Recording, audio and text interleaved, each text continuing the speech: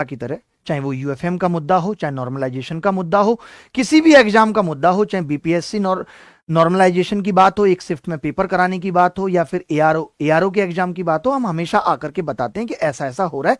हमारी जिम्मेदारी है कि बच्चों ने हमें अपना मुखिया चुन रखा है, तो ताकि वो बात सब लोगों तक पहुंचे, क्योंकि ऑनलाइन का जमाना है, साइबर क्राइम इतने हो रहे हैं, तो ऐसा नहीं है कि एग्जाम बिना इससे अछूते रह जाए।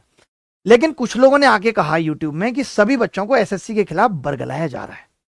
वो भी वो लोग जो चिल्ला चिल्लाकर लोगों को इतना बरगला चुके हैं कि वो एसएससी के भगवान हैं और वही सिलेक्शन करा सकते हैं। मेरी एक बात समझ नहीं आती भाई, मैथ्स के अलावा भी सब्जेक्ट्स होते हैं जिनकी भागीदारी मैथ्स से कहीं ज्यादा है, और आपको ये एसएससी के खिलाफ अगर बरगलाया लग रहा है तो एसएससी एमटीएस में फर्जी छात्र बिठाए जाते न्यूज देखा करिए।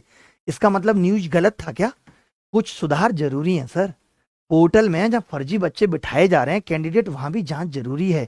टीसीएस एग्जाम कंडक्ट करवा रही है और सिक्योरिटी इतना वीक। आज मैं बहुत सारे प्रूफ के साथ आया हूं, छातियां हिल जाएंगी तुम्हारी और यहाँ के बाल उड़ जाएंगे, समझे? देखना अभी आपके कोर्स टेलीग्राम में जरा से वायरल हो जाए, दुर्गा जी रील बंद कर दो नहीं तो रियल बना दूंगा। आपके कोर्स टेलीग्राम में वायरल होते हैं तो वैसे ही आप टेक्निकल टीम लगा देते हो, और यहां 10-20 फर्जी स्टूडेंट बिठाए जा रहे हैं। इसमें सब टीचर का सपोर्ट से एसएससी में सुधार की मांग की जा रही है, तो इसमें बरगलाने वाली बात क्या है? मुझे तो ऐसा लगता है इन सबकी भी मिली भगत है, भंडाफोड़ करना पड़ेगा। स्टूडेंट की मांग है सर। जो कैंपेन चलाया जा रहा है ना, कोई टीचर पर्सनल खुद के लिए नहीं चला रहा है।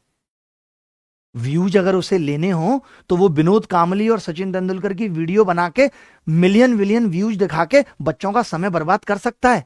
आज लोग ये कहते हैं कि हमने ऑनलाइन में इतना कंटेंट दिया है कि वो सिलेक्शन के लिए जिम्मेदार है, जबकि उन लोगों ने पढ़ाई के कंटेंट से ज्यादा एरा गहरा नत्थु गहरा कंटेंट दिया है जो बच्चों का समय बर्बाद कर रहा है, जो उनको बेरोजगारी का आभास तक नहीं होने दे रहा है। समझ आई बात? ये लड़ाई कोई अभिनय शर्मा वर्सेस अलाना फलाना ढिकाना नहीं है।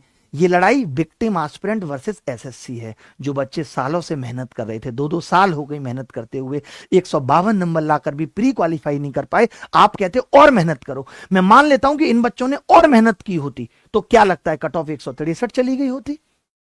अगले साल और मेहनत करेंगे, कट ऑफ 173 चली गई होती। मेहनत से कट ऑफ का लेना देना कि हम मेहनत कर करके कट ऑफ को बढ़ाते जाएं।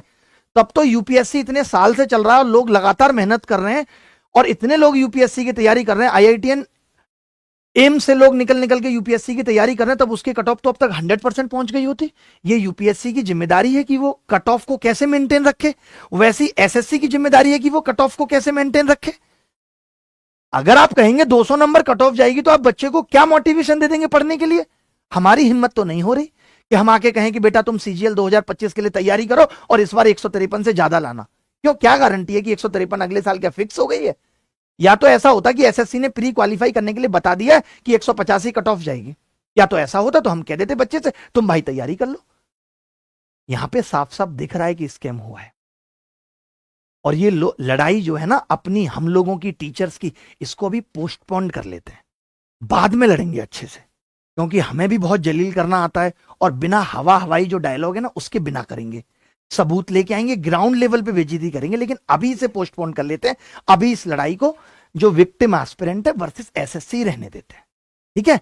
और हम कोई री एग्जाम की डिमांड नहीं कर रहे हैं। लोगों का कहना है कि री एग्जाम में 300 करोड़ रुपए का खर्चा आएगा, वो तुम अपनी 80 करोड़ की प्रॉपर्टी बेच के दे देना। कमाल की बात है कि गणित के लोग ये कह रहे हैं कि 80 करोड़ की प्रॉपर्टी बेच करके 300 करोड़ रुपए कैसे दिए जा सकते हैं, मैं अभी तक नहीं समझ पा रहा हूं।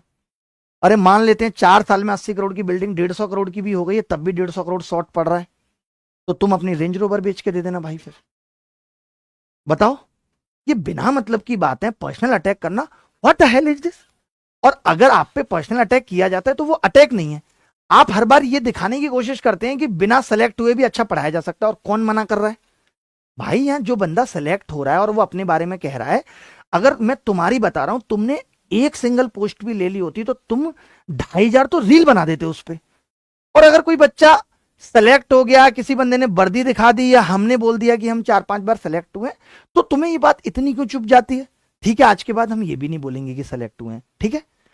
आप क्योंकि घमंड में इतना चूर हैं कि आपको अपनी कमियां दिखती नहीं है। इतना अच्छा भला प्रोटेस्ट चल रहा था, बढ़िया सब कुछ जा रहा था, आपने बीच में आके कह दिया कि कोई स्कैम ही नहीं है। बच्चा पूरा एकदम पागल हो गया, हुआ है नहीं हुआ, हुआ है नहीं हुआ, उसको कुछ समझ में ही नहीं आ रहा। अरे भाई ये कैंपेन मैं अपने लिए चला रहा हूं क्या कि सपोर्ट अभिनय शर्मा माफी मांगो, ऐसे कैंपेन चला रहा हूं क्या? मैंने ऐसे तो कभी आज तक नहीं चलाए। मैं गधा हूं क्या जो ट्विटर पे आके रिजर्वेशन के बारे में अपनी दो चार डायलॉग बाजी लिख के और कंट्रोवर्सी क्रिएट करूंगा? मेरे को अकल है कहां क्या लिखना है, ऐसी थोड़ी मैंने बाल पकाए हैं।